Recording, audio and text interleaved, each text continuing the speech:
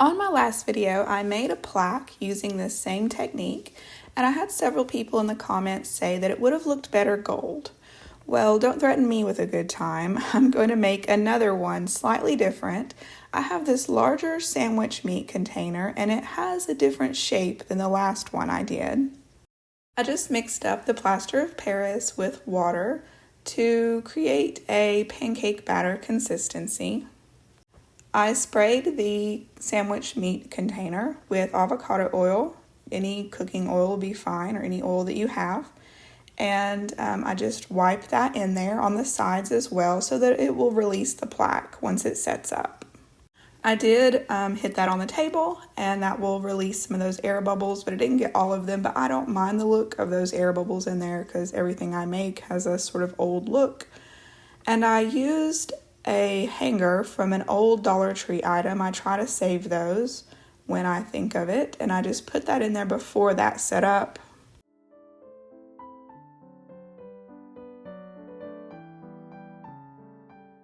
I made this green paint for another project in this video, but I wanted to see how this plaque would look in this green just to show another option. I mixed half and half of moss and English ivy green. Had to use a funnel from Dollar Tree to put those in this little squeeze bottle here, and you can see the color difference, the moss, English ivy green, and then in the center is those two combined.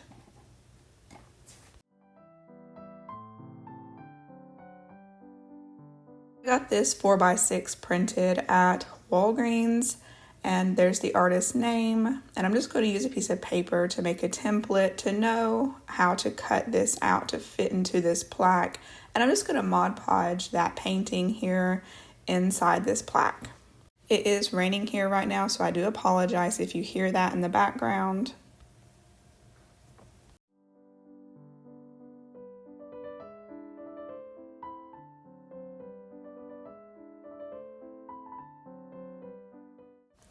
I did decide that it definitely would look better gold, so I went over that green with some European gold rub and buff.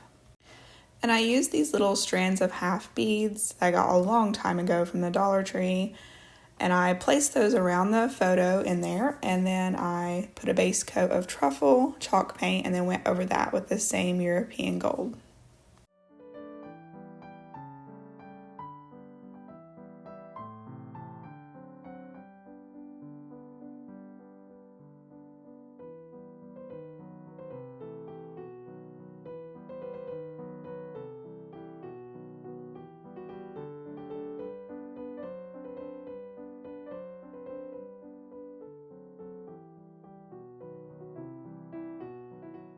This video is a part of the Just Our Imagination playlist challenge that is hosted every month by Kathy Jo DIYs, Rustic and Lace DIY, and this month the guest host is Cindy from Z9 Designs.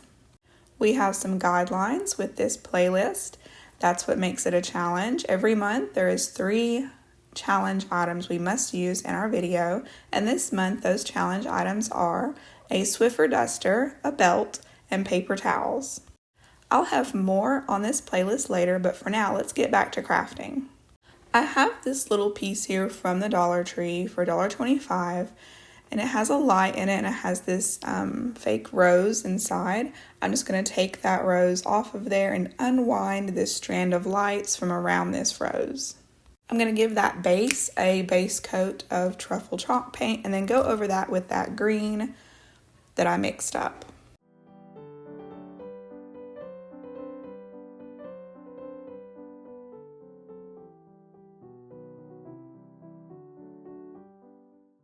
This will be a free printable in the description box if you're interested. It is just some printouts of some book covers. I believe 3 of them are newer versions of these books, and one might be a more modern version, but I thought they all looked nice. And I just sized them perfectly to go onto these matchboxes. I got this belt from Goodwill, and I'm just going to wrap that around this base here. That'll give it a much nicer look, and just use hot glue to attach it.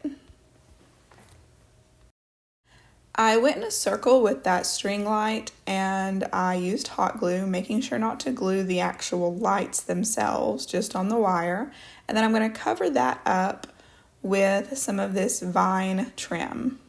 I've got to punch a hole in each of these match boxes so that the light can go through. Whenever I glued that light, that strand of lights, around inside that base there, I made sure to leave some excess at the end and not glue the whole thing down, to leave some extra because I'm going to be using that here in a moment.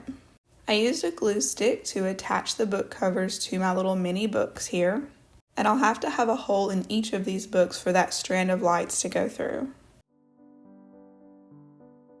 I used toasted marshmallow to paint the tops and the side of the books here to represent the book pages.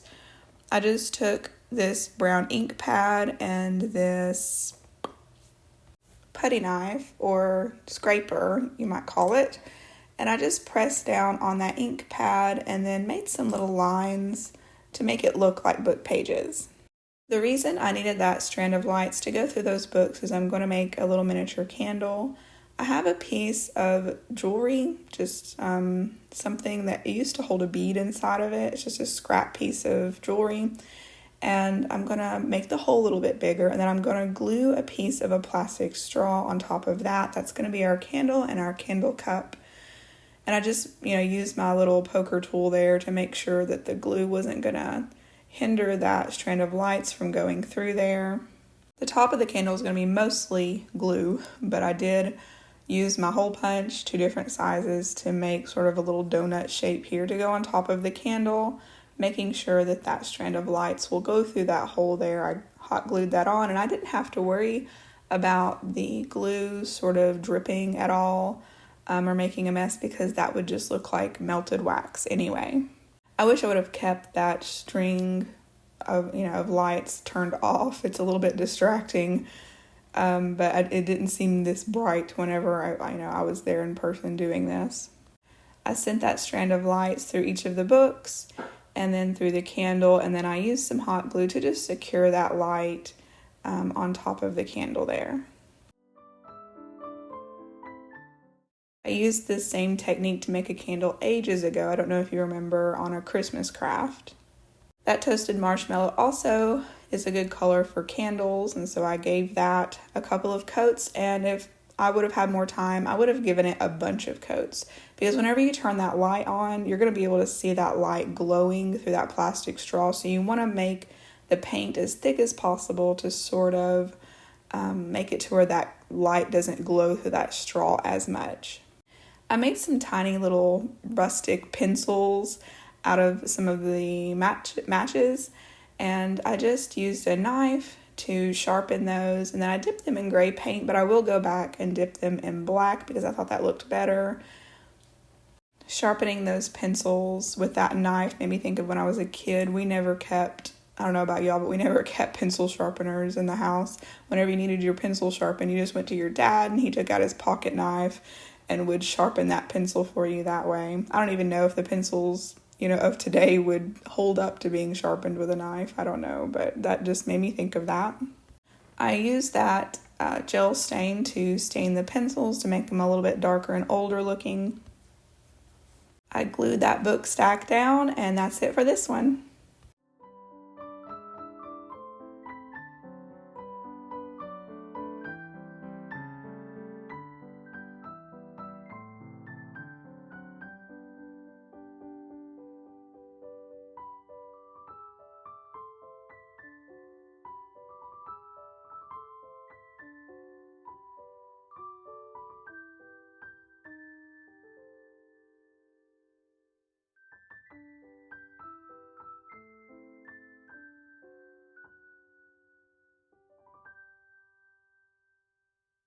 This is just a quick reminder that if you like this video, give it a thumbs up and subscribe if you haven't already. That way you don't miss any future videos.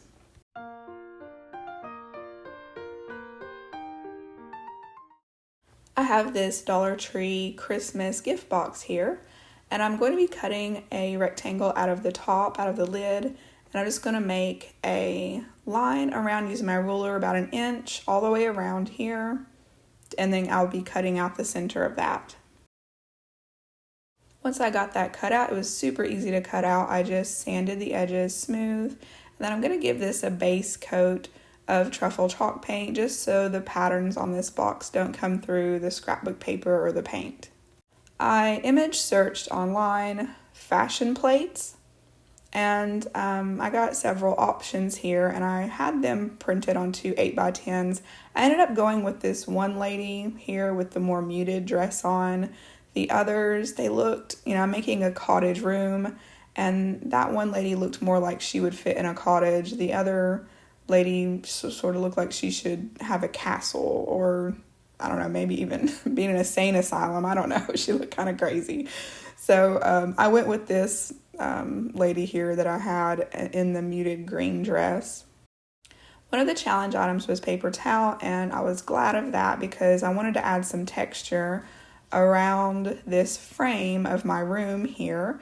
And so I just Mod Podged that paper towel down. I cut that lady out, and I'm going to glue her to some chipboard, just some really thin cardboard about the thickness of a cereal box.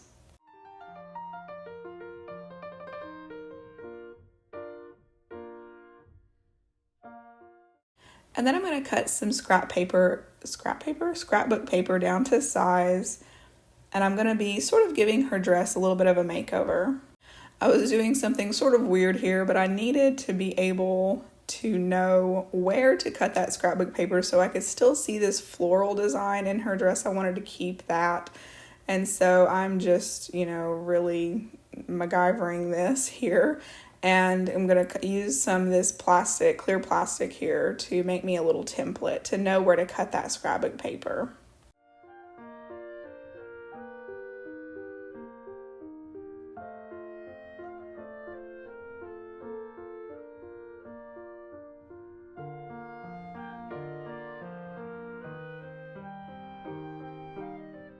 It looks a little janky right now, but I'm going to be trimming that out and making it look better.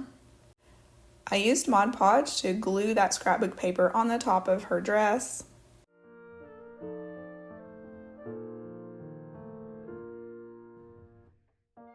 And then I just cut up some Dollar Tree trim and trimmed everything out.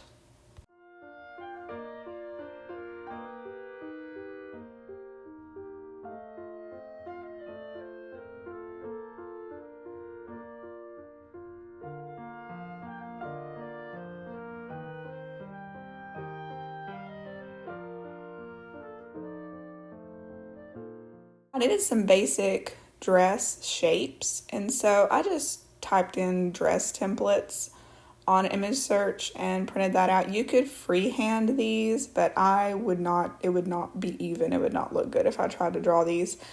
And so you could draw one side and then fold it in half and then cut that out. That way both sides would be the same. I wish I would have thought about that. I might could have done that.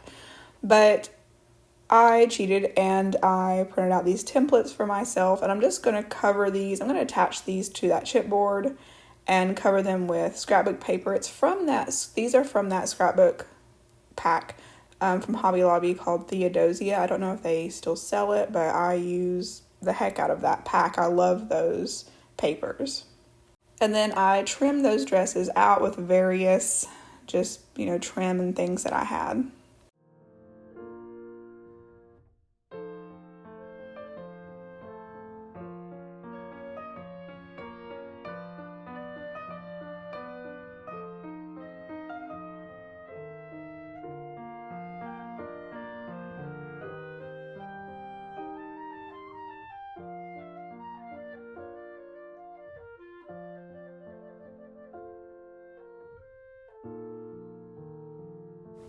With another sheet from that same pack, I'm going to put some wallpaper in my little room here.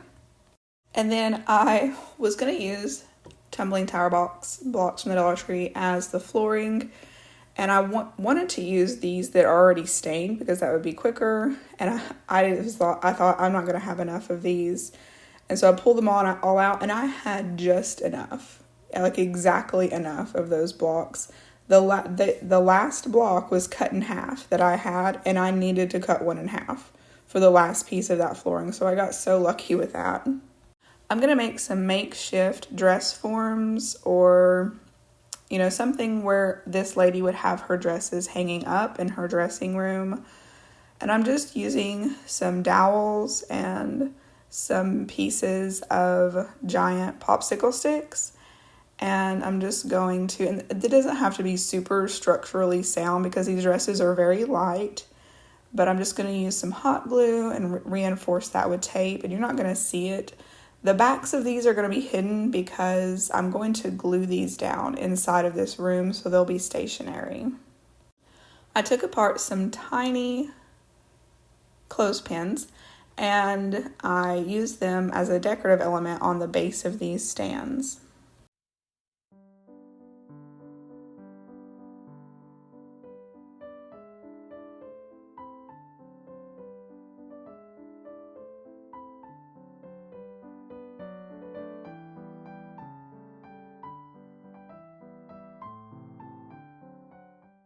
And I stained those with that water-based gel stain from Varathane.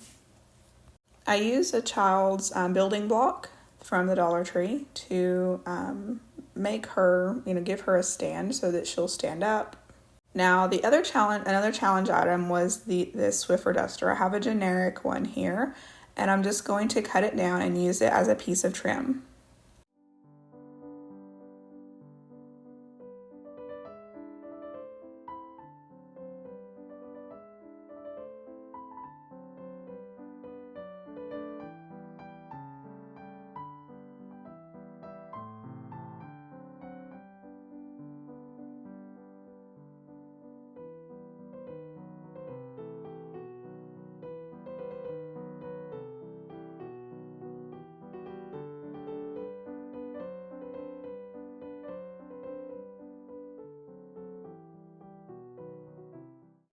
I'm not as crazy about this dress. It's a little Scarlett O'Hara or something. I don't know. I don't like the style of it as much as the other two dresses, but she's got options. I used ivory chalk paint to paint the frame of this box here and also the rest of the outside of the box. I have this little table from the Dollar Tree. It has been stained with antique wax. And I have this strand of lights. I'm going to glue it in the top. If I had had time, I would have made some chandeliers, but I did not have time to do that, but that would have been really cute. But because there's that lip around the edge, that hides that light very well, so it looks nice.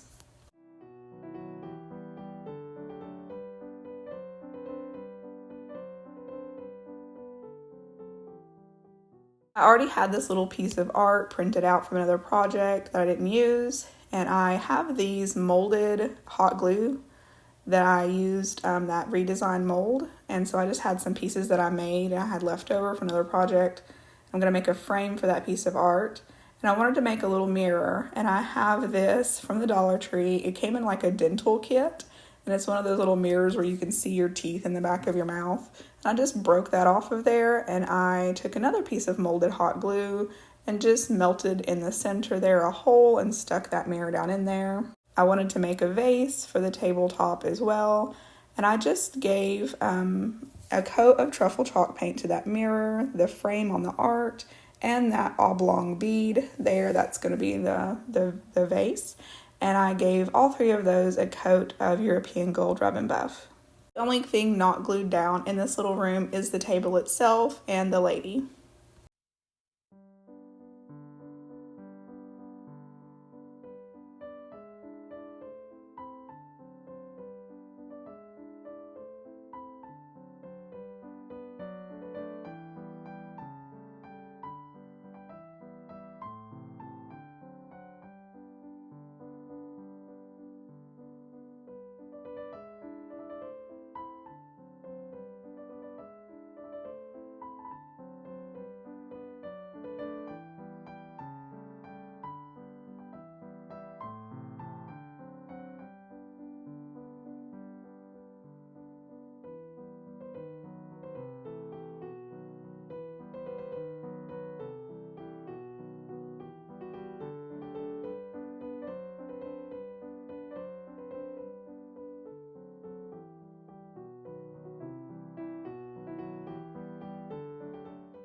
This one's really quick. I have this Dollar Tree crate, and I'm going to stain it with that gel stain. And I'm going to make a handle out of the rest of this belt here.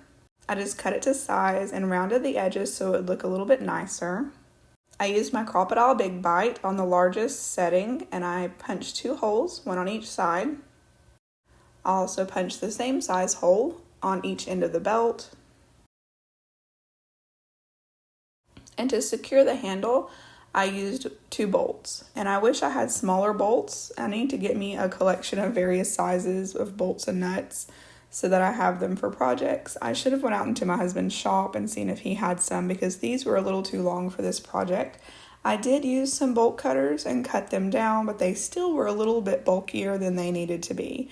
I did go back and paint those the same way that I painted the head of the bolt, and so that made it look nicer, but it would look much nicer if you just had a smaller bolt with a nut on the end.